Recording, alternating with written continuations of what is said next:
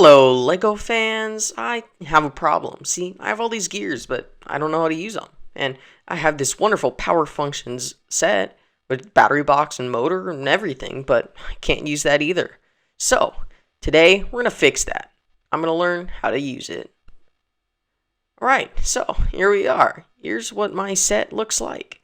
This is my MOC for the second week of MOC month on my channel. And so we're looking at what I decided to design a Mars Rover type set here. And so my goal with this was really to just try to figure out how to use power functions. I've had this for a while and I just needed to figure out how to use it. So on the back, I know the basic functions of a car. You need a back axle, you need a free axle, and an axle that's driven by something. But the only problem is I don't know how to do that. So here's what I did. I figured you can have one gear and that would spin another gear. I mean, that's crazy, right? But keep in mind, I have not experimented with any of this before. So this was like a big learning process for me. It took a lot of trial and error to try to figure this out. But as you can see, it goes from the battery box, which has some AA batteries in it. And it goes all the way to this motor, which spins the axle, connected to the gear, connected to the other gear, connected to the other axle. I mean, okay.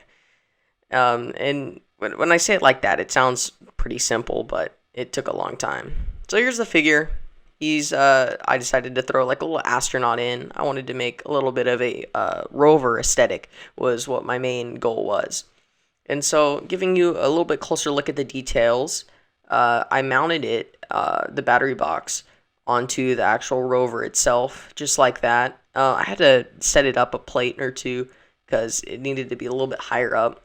See, this whole thing was just trial and error. I had to figure out the right size gears, the right heights for everything, how to do all this. I don't really work with Technic a lot. I'm more of a traditional system builder. So this was actually really fun, really time consuming, really hard to figure out, but pretty fun actually. I would recommend trying to use Technic.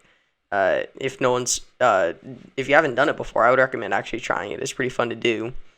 The underside, a little bit ugly, but then again, what underside isn't really that ugly, but yeah, I mean, it actually drives.